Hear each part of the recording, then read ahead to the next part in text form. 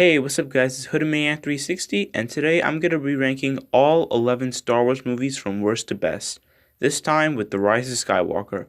So let's get this started. Coming in at number 11, I have The Last Jedi.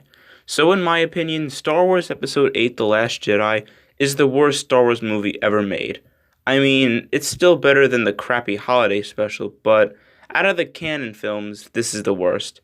I don't know what the fuck Disney was thinking hiring Rian Johnson to direct this film. They should have had J.J. Abrams direct the entire trilogy. This film has so many problems. For example, Luke refusing to train Rey, Luke trying to kill his nephew, Rose, Snoke's death, and Luke's death. I will give it this. Mark Hamill as Luke was fantastic, but the rest of the movie was terrible. Overall, I rate this film a 2 out of 10. Coming in at number 10, I have Solo. I have no fucking clue what they were going for with this one.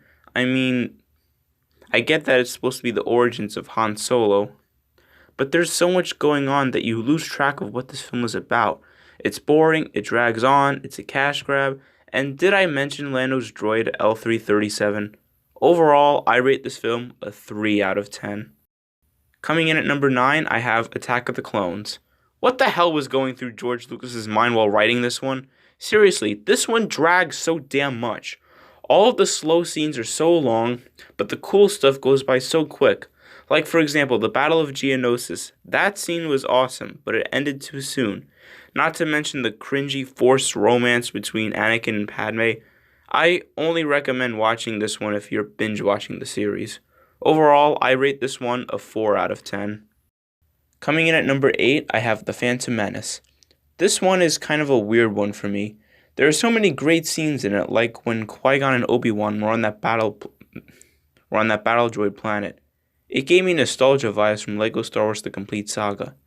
And that final battle between Qui-Gon, Obi-Wan, and Darth Maul was amazing.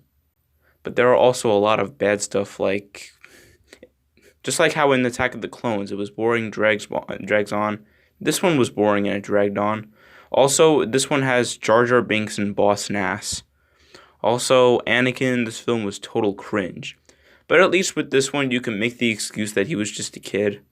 But even though this film has some good stuff, it still has a lot of bad stuff. So, I think it'd be fair if I give this one a 5 out of 10. Coming in at number 7, I have Rogue One. Rogue One was kind of interesting to me. It has great action, a great story, but the characters are forgettable. I only remember 4 characters: Jin, Cassian, K2SO, and Krennic. And at the end, they all die. But the thing is, I didn't feel bad when they died. Okay, I felt a little down when K2SO died, but what I'm saying is that the characters in this film aren't memorable. But it was a pretty entertaining movie, so I guess I'll give this one a 6.5 out of 10. Alright, this is the one you all have been waiting for. At number 6, I have The Rise of Skywalker. This is the last film in the Skywalker Saga, so you'd expect it to be one of the best Star Wars movies ever made. Well, it was a pretty good movie, but it wasn't that great. What I'm saying is that it's a disappointment compared to Return of the Jedi. There are a lot of cons, like the Emperor just coming back out of the blue with no explanation. I personally think he's a clone. The final battle between Rey and the Emperor.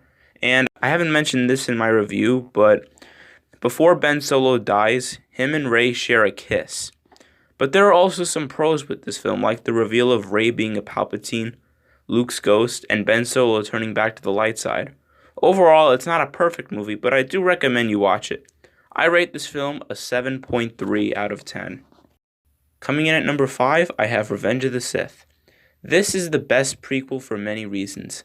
It has the most lightsaber fights, Anakin's turn to the dark side was awesome, it has the most memes, and the lightsaber fight between Obi-Wan and Anakin was the best fight in the whole franchise. But sometimes it does slow down a bit and the acting and dialogue is pretty bad. But overall, it was an awesome film with a lot of action. I rate this one an 8 out of 10. Coming in at number 4, I have Return of the Jedi. When I was a kid, Return of the Jedi was my personal favorite Star Wars movie. All the stuff going on between Luke, Darth Vader, and the Emperor was amazing.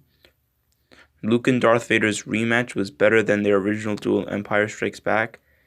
and Darth Vader's sacrifice was the perfect way to end Anakin's legacy. But unfortunately, Return of the Jedi suffers from a lot of filler. The Ewoks honestly did not have to be in this film, and the beginning, when they're at Jabba's palace, was kind of boring. But this film was the perfect way to end the original trilogy. Overall, I rate this one a 9 out of 10. Coming in at number 3, I have The Force Awakens. I've seen so many lists, and people have this one at the bottom or near the bottom. But why? I love this film. I said it before, and I'll say it again. When I watch this film, I see the problem, but it doesn't bother me. When I watch The Force Awakens, I see a film that expands its world, introduces new and exciting characters, and puts them with the old characters, and they work so well with each other. It's entertaining as hell. I'm probably giving this one a big pass because this is the first Star Wars movie I saw in theaters. If you're wondering how old I am, I'm 18 and I'm going to be 19 in February. Anyways, overall, I think The Force Awakens gets so much hate for what it is, and J.J. Abrams did a great job. Overall, it's just a great film. I rate this one a 9.5 out of 10. Coming in at our runner-up, I have A New Hope. Here we are, the film that started it all. This film is such a classic.